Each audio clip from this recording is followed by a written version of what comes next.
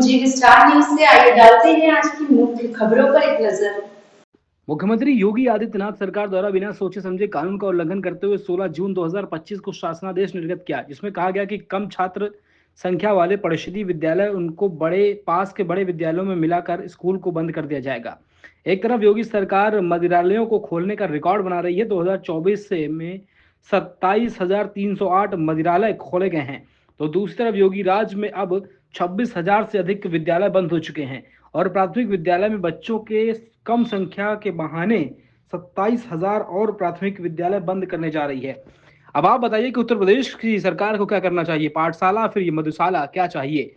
अपर मुख्य सचिव बेसिक शिक्षा उत्तर प्रदेश शासन द्वारा प्रदेश में कम संख्या वाले परिषदीय विद्यालयों को बंद किए जाने संबंधित आदेश पर आम आदमी पार्टी की कम छात्र संख्या वाले स्कूलों को बंद कर रही है।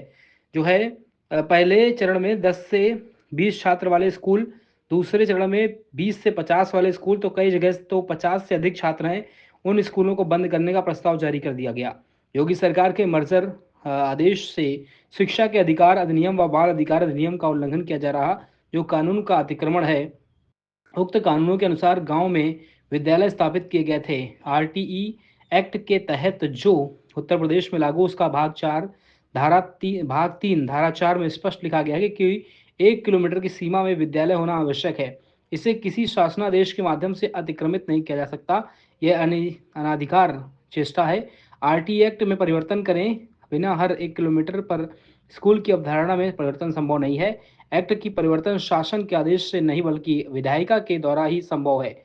मर्जर आदेश से प्रदेश में के 27,000 परिषदीय विद्यालय अपना अस्तित्व खो देंगे। उस विद्यालय में काम कर रहे कर्मी, विशेषकर शिक्षा मित्र और रसोईया की सेवा आगे चलकर सरकार समाप्त कर देगी। मैं संजीव निगम, आम आदमी पार्टी उत्तर प्रदेश का प्रदेश प्रवक्ता हूं।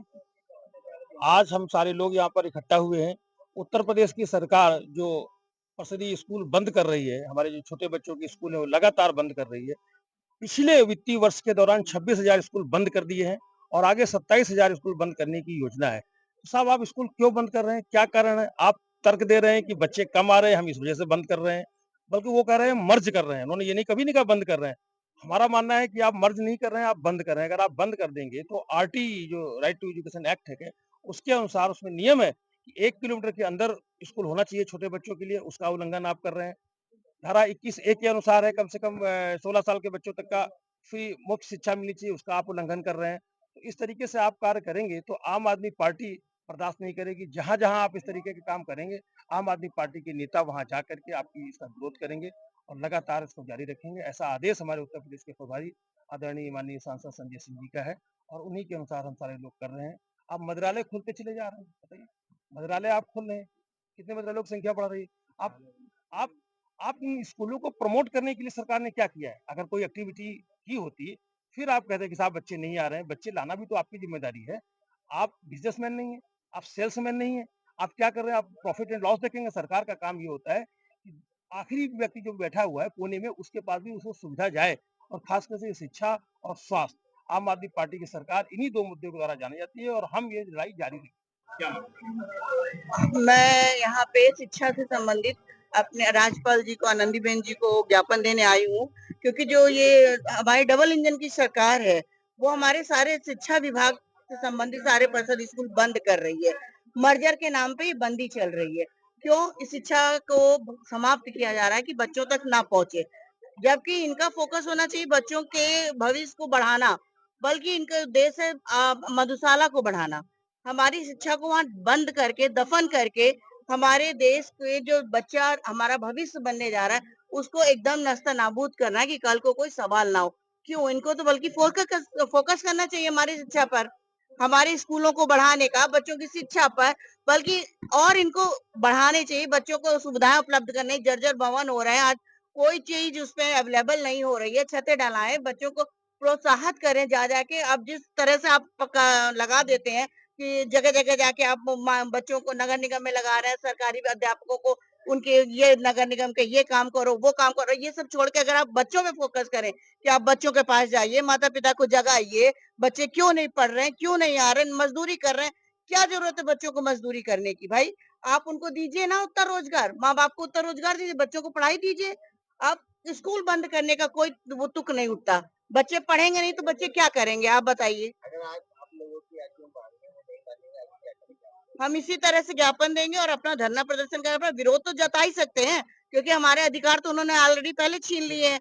हम चाहते हैं ये हमारी आवाज छोटा-छोटा बन के एक बड़ी आवाज उभरे, तो मोदी जी, योगी जी कुछ करें हमारे शिक्षा विभाग, चिकित्सालय बच्चों के लिए, कम से कम आगे बढ़े।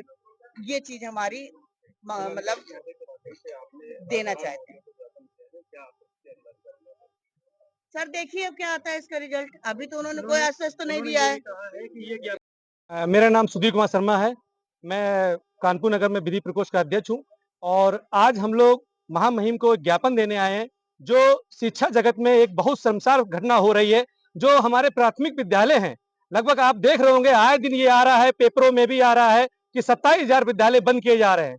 यहाँ शिक्षा के लिए सरकार कहती है कि हम कई योजनाएं चला रहे हैं, कितनी योजनाओं को लागू कर रहे हैं, करोड़ों रुपए का बजट पास कर रहे हैं और उसके बाद यहाँ पर बजट के दिखावे के लिए सिर्फ यहाँ स्कूलों को बंद किया जा रहा है। अगर आप आज का भी न्यूज़पेपर उठा के देख ले तो उसमें लिखा हुआ है कितनी बिल्डिंगें आज जर्जर हो चुकी हैं। बच्चों के शिक्षा के नाम पर कहीं किताबें नहीं मिल रही हैं, कहीं यूनिफॉर्म नहीं मिल रही है, कहीं पर देखा जाए तो बच्चों को पढ़ाने वाले टीचर नहीं मिल रहे हैं।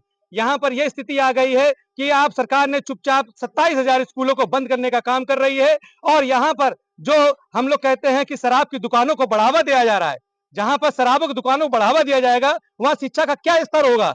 आप उस स्तर को देखते हुए आज हमारे पूरे प्रदेश में संजय भैया के आह्वान पर हम लोग सरकार को ये बताना चाहते हैं और पूरी आम आदमी पार्टी उत्तर प्रदेश आज पूरे यूपी में ये हम लोग का आंदोलन चल रहा है कि ऐसे शिक्षा का नहीं चाहिए जिसमें स्कूल बंद करके बच्चों को आप बाहर कर दें और कह दें यार 2 बच्चे पढ़ते हैं, 10 बच्चे पढ़ते हैं, इसलिए हम स्कूल बंद कर रहे हैं। ये कोई औचित्य नहीं बनता है। आप देखिए रोज पनप रहे हैं, यहाँ पे प्राइवेट स्कूल बढ़ रहे हैं। प्राइवेट स्कूल का बढ़ना मतलब कि यहाँ पर फीस का बढ़ावा होना और हमारे लोगों को, गरीब जनता जो बच्चे नहीं पढ़ा पा रही है वो क्या कर रहे हैं, आज बच्चे गुब्बारा बेच रहे हैं। आप देखिए यहाँ पर कितने बच्चे भीख मांगते दिख जाएंगे। क्यों? उनके पास पैसा नहीं है और पैसा ना होना और प्राथमिक विद्यालयों का बंद होना ये दर्शाता है कि इस कहीं ना कहीं सरकार हमारी जो योजनाएं बना रही है बच्चों की शिक्षा के लिए बना रही है वो कहीं ना कहीं हम लोगों को मिसगाइड कर रही है और देश का विकास, हमारे जो बच्चे हैं उसको कहीं ना कहीं अंधेरे में ले जा रही है। हमारे संजीव भैया